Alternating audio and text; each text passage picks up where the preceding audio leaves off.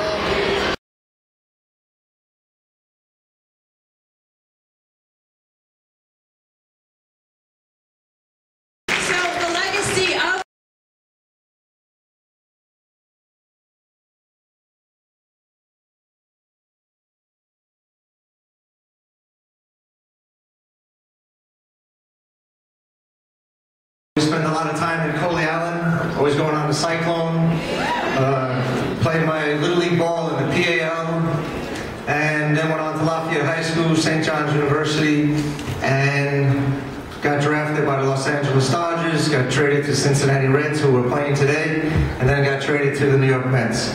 But along the way, I had a story that I'd like to tell you when I heard Michelle saying about don't ever give up and don't ever take no for an answer.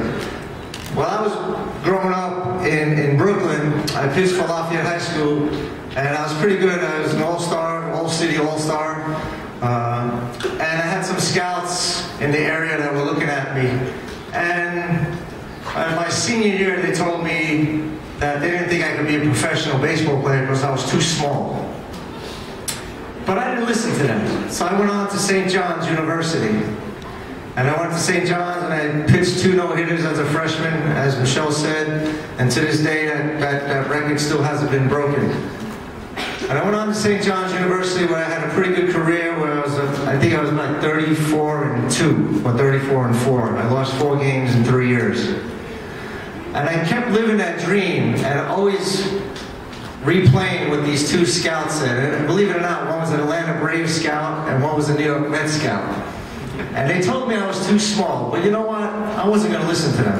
Because my dream was to be out on that field and play baseball professionally. And that's what I wanted to do as a kid. And I had an opportunity in high school to do well, but I also had an opportunity to go to college and get an education. And I went to St. John's University, got an education, and I played baseball. So I was doing the 2 things that I needed to do. And my dad made sure I stood on that straight and narrow line.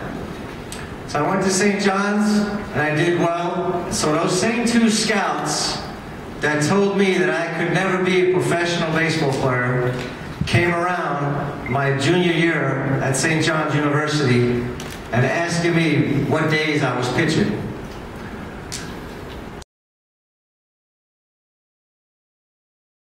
So what I'm telling you, go out and have fun in life, be responsible, stay out of trouble, listen to your parents, listen to your teachers, stay away from all that riff-raff stuff that's on the street, drugs, gangs, whatever. Stay away from that.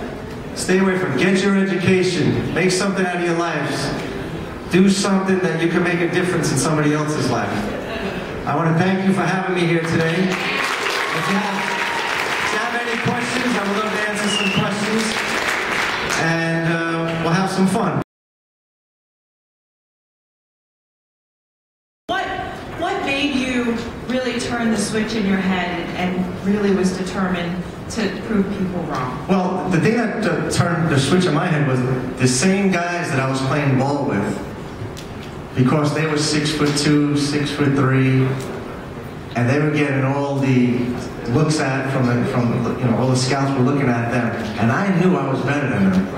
I knew I could compete with them. I knew that I could strike that guy out. I was a better pitcher than that guy. But the one thing that they couldn't measure that I had that those other guys didn't have, it was the heart. You can't judge a man by the heart and desire that he has. And you have the determination to do something and do it.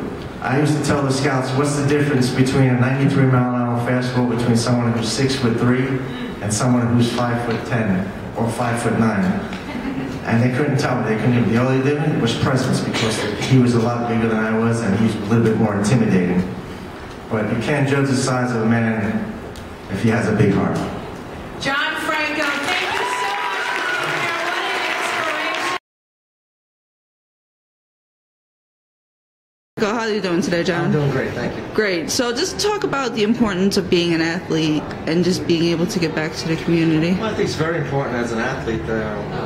Kids look up to us as role models, even though a lot of athletes don't want to say that we're role models, but they look up to us as role models. And I think as a role model, you should show how you should go back out in the community and give to the community and help the less unfortunate, help out certain foundations and charities, and set a great example for the kids about our future.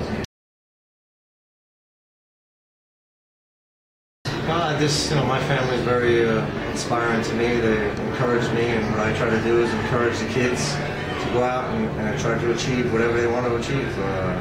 You can be whatever you want to be if you put your mind and heart to it. And especially you were talking about the importance of education. Can you just talk more about that and just being able to get a good education? Not everybody's going to be a professional athlete, so you're going to have something to fall back on. And what better way is to go and get a great education? It's an old saying, the mind's a terrible thing to waste, and when you get your education, you can be whatever you want to be. A doctor, lawyer, heart surgeon. Now, did you ever imagine when you first started that you would find yourself here today with all your successes and now being inducted into the Mets Hall of Fame? I just wanted an opportunity to play professional baseball, and things just kind of kept going on year after year, and before you know it, I played 22 years. I had a great career, and now it's time for me to give back. And what was your favorite moment in your career? My favorite moment, obviously, there were a couple of favorite moments: getting called to the big leagues, being traded to the Mets, a couple of All-Star games, and then the 2000 World Series was great. And that has been especially special for you to be from this area and to be able to put on a Met uniform. I mean, what was that like, that experience? Very special. I grew up as a Met fan, watched all these great Met players. And now I'm going to be in the Met Hall of Fame with these great players that I watched. So it is very special feeling to come back and play for the team that you grew up with. And just I would like for you to tell a message to the fans at home about giving back. Would you mind doing that for us? Just say to fans at home is this: there are a lot of people out there who are less unfortunate and who need our help. And if you have a chance and you have a certain foundation or a charity that you would like to do work with, go out there and help, because not only would it make you feel better, but it would make the less unfortunate feel a lot better. Thank you for your time.